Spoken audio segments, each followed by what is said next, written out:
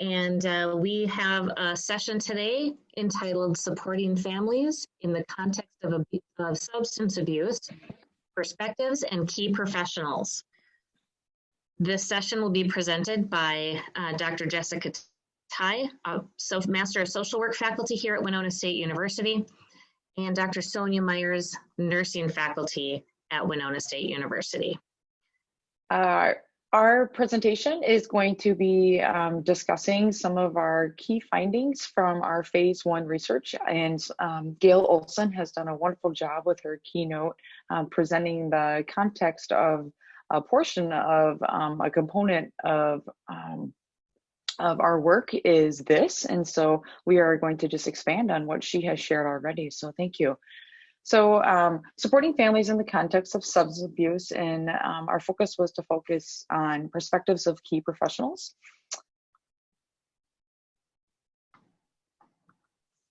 And background that we have that laid the groundwork for our purpose of our study. 1 in 8 children under the age of 17 has been found to live in families with at least one parent who is affected by substance abuse. And this puts the children at increased risk for developmental, emotional, academic, behavioral, and substance abuse problems, as well as elevated rates of depression, anxiety, low self-esteem, oppositional defiant behavior, conduct disorders, and aggression.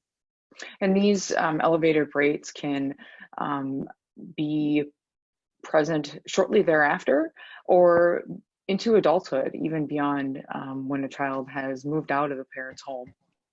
In 2016, 2.5 million grandparents were responsible for the basic needs of at least one grandchild who lived with them.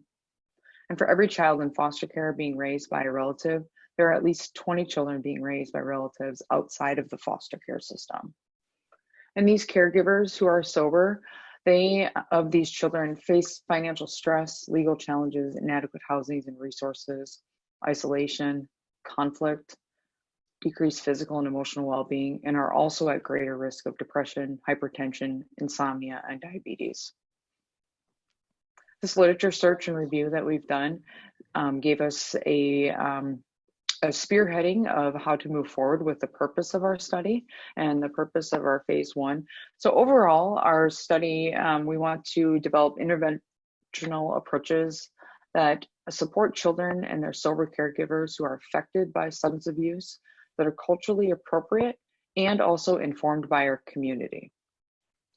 In this particular section of our research, phase 1, it was to explore the needs of children and caregivers specifically affected by substance abuse as perceived by key informants or professionals, and then propose approaches to support these needs of the children and their caregivers.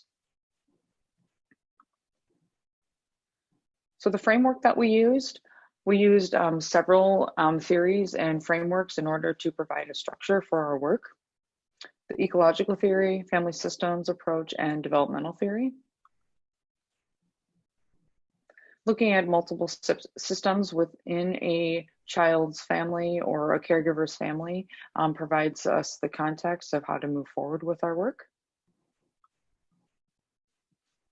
In particular, the family system looks at the processes, patterns, and mutually contingent interactions and periods of adaptations and stability that result from internal external disruptions such as substance abuse. So quickly moving through our methods, our design, we used a community-based participatory research approach, as Gail had alluded to in her keynote. And our key informants were professionals from within our community who have been identified from their professional expertise as being vital to the work with children and their caregivers who've been affected by substance abuse. And these professionals were experts from governmental, private organizations, and businesses. We collected our data using semi-structured interviews in workplaces or the university recorded, and then we professionally transcribed them. Our measure was a semi-structured interview guide that was created by our community-based participatory research group. Our work was approved by the Winona State RUB, and we are using content analysis to analyze our findings and recognize interventional approaches that we could utilize in the future in our phase 2 research. So in particular, our sample and interview questions. Our initial sample consisted of 22 key professionals, 10 of which were males and 12 were females. And there's a breakdown of the professionals that were representative within our sample. Some sample interview questions such as, what is your role in working with families and children affected by substance abuse? As you think of families affected by substance abuse, what do you see as the needs of these children? And in your experience, who are the adult caregivers of children in families who've been affected by substance abuse? So those are some research questions and interview questions that we asked our interviewees and that we professionally transcribed and then are continuously doing content analysis on that work. And Dr. Sonia Myers is going to be speaking to some of our findings. Thank you. Are you able to hear me, Jessica? I sure can. All right, great. So I think, Jessica, there might be an animation that flips an element of the slide up. There we go. Thank you so much. Yeah. Thank you, Jessica, for the first part. So these are the findings, the specific findings related to our study. We examined, what is happening in the family system, and this bubbled out of all of our responses. The nature of addiction being one that's chaotic, carries stigma, has cultural meaning, can co-occur with mental illness, increases the risk of shame, guilt, disruption, trust, abuse, and neglect, and influences the family, child, and the caregiver. As you saw in our framework, we're looking at the ecological systems. So we looked at the mesosystems. The findings told us that these professionals that were listed are many of them uncertain about the prevalence of the influence of substance abuse on children and caregivers. Laws, processes, and policies criminalize substance abuse and influence our professionals' interventions as well as their interactions with children and caregivers. In addition, the macro system influence has been that professional approaches are based primarily on values, norms, and institutional practices rather than evidence-based practices. And the life course of the child and the caregiver are influenced by the trajectory of substance abuse as well as the interactions that they have with professionals across the systems. So here's an example quote. A lot of people will default that I'm working with the adult right now, and if I get that right, everything else will kind of fall into place. Myth number one. Next slide, please. What are the needs of the child? The needs seem to vary based on development. They're influenced by the situation, whether it's a traumatic experience, such as Gail described actually, of removal of the parent from the home, for instance, abuse or neglect. And it can be lifelong as well as influence relational skills. Child's needs are very similar to all children's needs with major exceptions.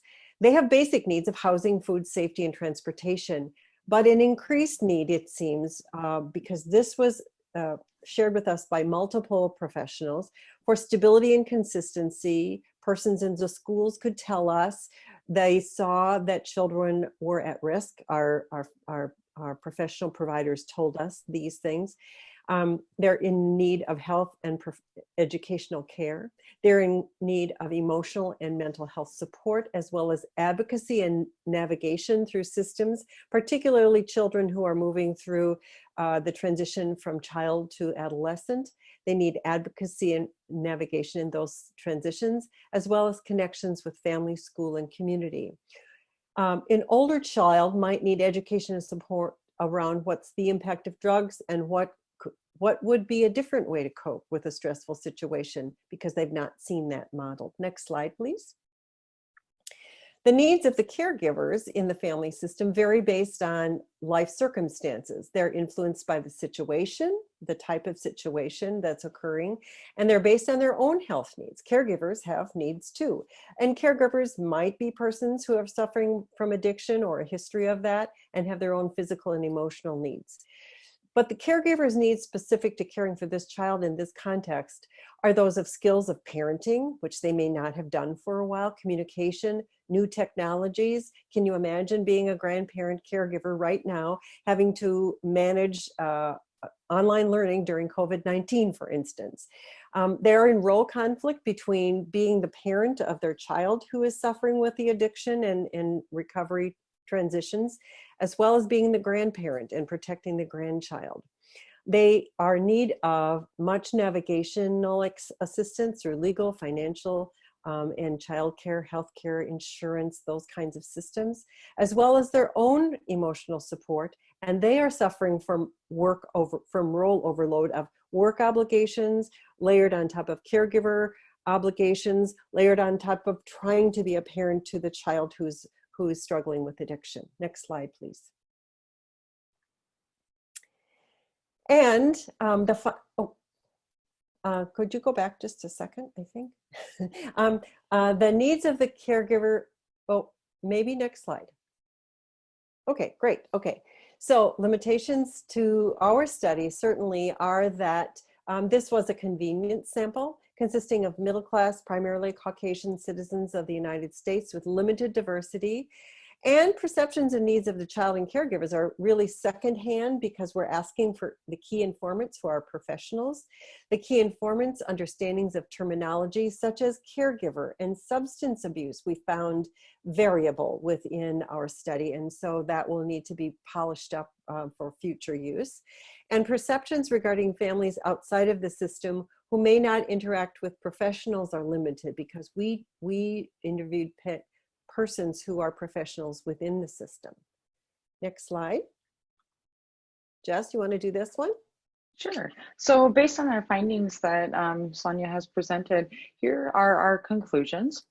In spite of the crucial role played by adult caregivers, their needs within the family remain largely unexplored. Many professionals were unsure exactly what needs were needed by the adult sober caregiver. Also, a standardized or evidence-based approach to addressing the needs of children and caregivers was not evident. Approaches that existed varied widely and were more based on professional philosophy and values rather than evidence. For example, allowing the child contact with the parent who is continuing to use versus contact if a child has contact with that using parent is actually traumatic for the child. So the different professional philosophies and value that existed within our key informants varied. In our interviewee, one of them shared a quote that we provided here, a generational cultural thing that they kind of suffer in silence, the adult caregivers, that they kind of suffer in silence. Some additional conclusions: professionals involved with families varied widely in their awareness and understanding of what the needs of children and their caregivers are. Some revealed a deep sensitivity to their needs, while other professionals held a more superficial view. They tended to approach involvement with the families in the context of their job description or their employer. Like, what would my job responsibilities be working with this family or working with this children and caregivers? The opportunity or ability to generate solutions outside of that context of their employer or their professional role was not evident and was not provided. It's not that people don't care, it's that they don't see. Since in so many ways that it's not the heart of the problem, so much focus on the addict that the child and the caregiver are lost amongst the chaos.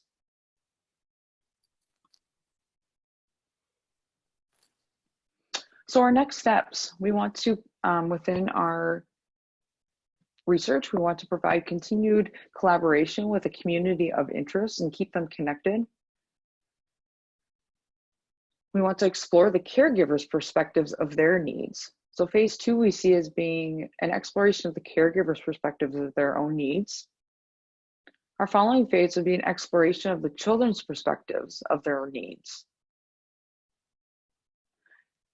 Following our phases would be a design and testing of intervention to support children and their caregivers, and eventually to develop and propose policy work to support resources and funding for children and families and caregivers among local, statewide, national, and international healthcare systems.